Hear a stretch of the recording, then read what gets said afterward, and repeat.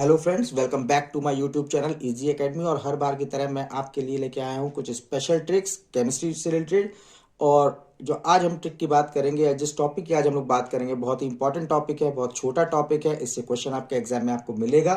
तो जो टॉपिक हम लोग डिस्कस करेंगे, एक्चुअल में ये छोटे छोटे से 3 रूल्स हैं जिन्हें हम डिस्कस करेंगे, और सबको पता होगा, हम पहले ऑलरेडी उन्हें पढ़ चुके हैं।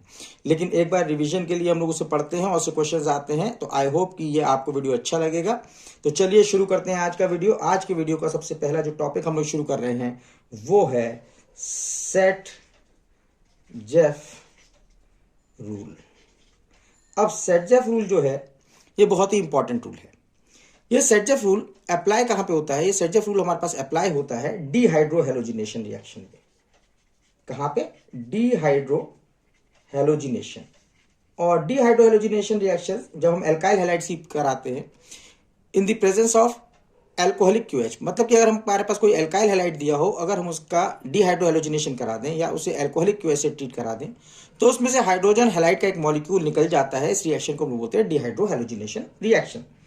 जैसे अगर हमारे पास यहां पे हम लोग क्लोरोइथेन ले लें और इसकी ट्रीटमेंट अगर हम एल्कोहलिक क्यूएच से करा दें, तो यहां पे हमारे पास एक हाइड्रोजन यहां से एलिमिनेट होगा, Cl यहां से एलिमिनेट हो जाएगा, हाइड्रोजन क्लोराइड यहां से एलिमिनेट होगा और यहां फॉर्मेशन हो जाएगा इथीन का। तो ये तो सिंपल रिएक्शन है। अब यहां पे अगर हमारे पास कोई एक ऐसा एल्कीन दे, एल्काइल हैलाइड मिल जाए जिससे हमारे पास 2 एल्कीन्स की पॉसिबिलिटी हो जाए। जैसे अगर हमारे पास ये दिया है 2 ब्रोमो ब्यूटेन, और अगर हम एल्कोहलिक क्यूएच से इसे ट्रीट कराएं तो क्या होगा? तो इस कंडीशन में देखिए, अब हमारे पास ये जो हैलोजन एटम है ये तो एलिमिनेट होगा ही होगा। हाइड्रोजन कहां से एलिमिनेट हो सकता है? वो इस कार्बन से भी एलिमिनेट हो सकता है और इस कार्बन से भी एलिमिनेट हो सकता है। तो मतलब यहां पे जो एल्कीन का फॉर्मेशन होगा वो 2 टाइप से पॉसिबल है। अब इन 2 टाइप से अगर एल्कीन का फॉर्मेशन होगा तो कौन कौन सी एल्कीन बनती है? अगर यहां से हाइड्रोजन एलिमिनेट होगा इस हैलोजन के साथ, तो फॉर्मेशन होगा CH2 double bond CH2 CH3 का, मतलब ब्यूट1ईन बन जाएगा। और अगर यहां से हाइड्रोजन एलिमिनेट होगा तो यहां बन जाएगा CH3 CH double bond CH3, यहां बन जाएगा ब्यूट2ईन। देखिए यहां 2 पॉसिबिलिटीज हो गई, ब्यूट1ईन एंड ब्यूट2ईन। अब इनमें से मेजर प्रोडक्ट कौन सा होगा और माइनर प्रोडक्ट कौन सा होगा, यह डिसाइड करने के लिए ही हम लोग यूज करते हैं सेट जेफ रूल का। तो सेट जेफ रूल ये कहता है कि हमारे पास जब कभी भी कोई एक ऐसा एल्काइल हैलाइड हो जिसका अगर हम डीहाइड्रो हेलोजिनेशन कराएं और उससे एक से ज्यादा एल्कीन के फॉर्मेशन की पॉसिबिलिटी हो, तो वो एल्कीन हमारे पास मेजर प्रोडक्ट होती है जिसमें हमारे पास सब्स्टिट्यूशन सबसे ज्यादा हो या जो एल्कीन सबसे ज्यादा सब्स्टिट्यूटेड हो। तो हाईली सब्स्टिट्यूटेड एल्कीन हमारे पास मेजर प्रोडक्ट होगी। तो हाईली सब्स्टिट्यूटेड एल्कीन का मतलब होता है कि एक ऐसी एल्कीन जिसमें डबल बॉन्ड हो और इन डबल बॉन्डेड कार्बन के साथ जिसके पास सबसे ज्यादा एल्काइल ग्रुप जुड़े हों। तो अगर हम कभी भी कोई प्रोडक्ट डिसाइड करेंगे तो हमें देखना है कि जिस एल्कीन में सबसे ज्यादा एल्काइल ग्रुप अटैच्ड होंगे डबल बॉन्डेड कार्बन से, वही हमारे पास मेजर प्रोडक्ट हो जाएगा। तो देखते हैं यहां पे हमारे पास, अगर इन दोनों को चेक करें, तो अगर इसी तरह से इन दोनों मॉलिक्यूल्स को चेक करें हम लोग, तो देखो यहां पे हमारे पास क्या है, इस कार्बन के साथ हाइड्रोजन है, यहां पे हाइड्रोजन है, इस कार्बन के साथ एक हाइड्रोजन और यहां पे एक इथाइल ग्रुप जुड़ा है। जबकि सेकंड वाले केस में हमारे पास क्या है कि अगर हम इन्हें देखें तो इसके साथ, इस कार्बन के साथ एक हाइड्रोजन एक मिथाइल ग्रुप है, इस कार्बन के साथ भी एक हाइड्रोजन और एक मिथाइल ग्रुप है।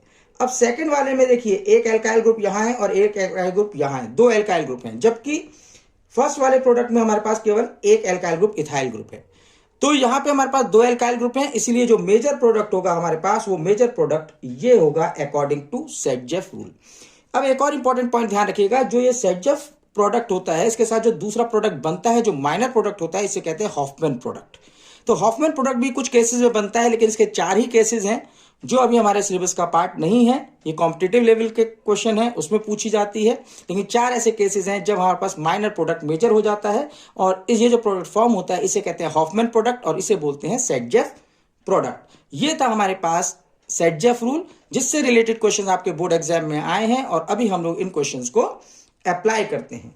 देखिए अब हमारे पास जो सेटजेफ रूल का क्वेश्चन आया है, सबसे पहला क्वेश्चन दिया है कि predict alkene by dehydrohalogenation of 2 bromobutane. अब 2 ब्रोमोब्यूटेन देखिए अभी हमने डिस्कस किया, this is the 2 bromobutane. 2 bromobutane का डिहाइड्रोहेलोजिनेशन कराने मतलब अल्कोहलिक क्यों से ट्रीट करा रहे हैं, तो क्या बनेगा, ब्यूट 1 एंड ब्यूट 2 बनेगा। यहां पे कह रहे हैं कि एल्कीन्स बताइए, तो यहां पे आपको मेजर भी बताना होगा और माइनर भी बताना होगा। तो यहां पे जो मेजर बनेगा ब्यूट 2 और जो माइनर बन जाएगा वो बन जाएगा ब्यूट 1। ठीक है।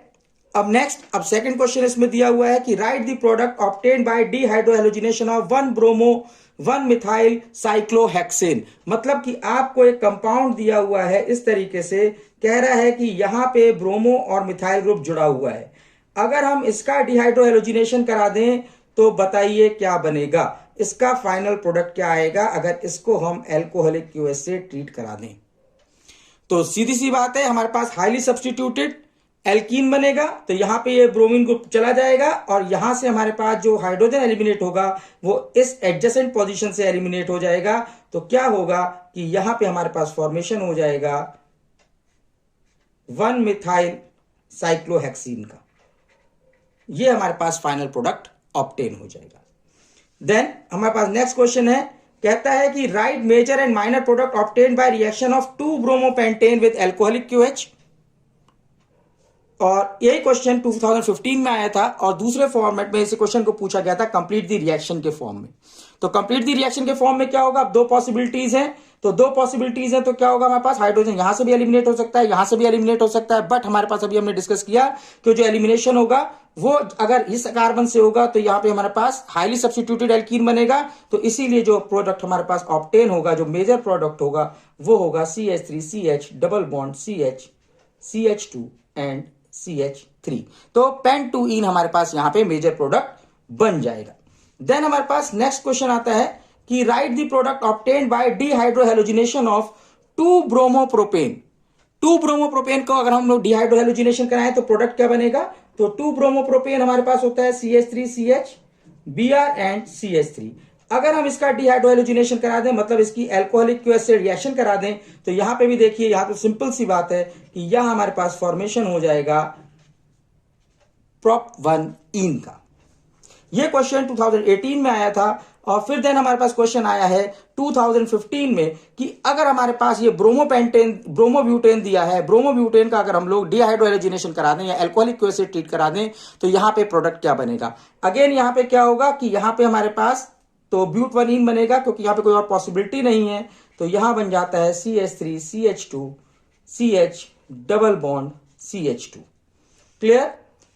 अब यहां पे हमारे पास एक और रिएक्शन दी हुई है कि यहां पे क्लोरोइथेन दिया है, क्लोरोइथेन का अल्कोहलिक क्यूएस से हम लोग रिएक्शन करा दें तो हमारे पास क्या प्रोडक्ट फॉर्म होगा। और देखिए ये वही क्वेश्चन है जो हम लोगों ने सबसे पहले समझते समय डिस्कस किया था कि क्लोरोइथेन को अल्कोहलिक क्यूएस से हम लोग ट्रीट कराते हैं तो हमें इथीन ऑब्टेन होता है। तो ये हमारे पास था सेटजेफ रूल के रिगार्डिंग जितने इंपॉर्टेंट पॉइंट्स हैं और वो इंपॉर्टेंट क्वेश्चन जो बोर्ड एग्जाम में आज तक पूछे गए हैं। आई होप आपको ये सेटजेफ रूल अब समझ में आ गया होगा। इस वीडियो को बार बार देखिए क्योंकि इससे एक क्वेश्चन आपको एग्जाम में डेफिनेटली देखने के लिए मिलेगा। और अगर आपको ये वीडियो अच्छा लगे, लाइक कीजिए, सब्सक्राइब कीजिए और बने रहिए और भी ऐसे ही अच्छे वीडियोस के लिए।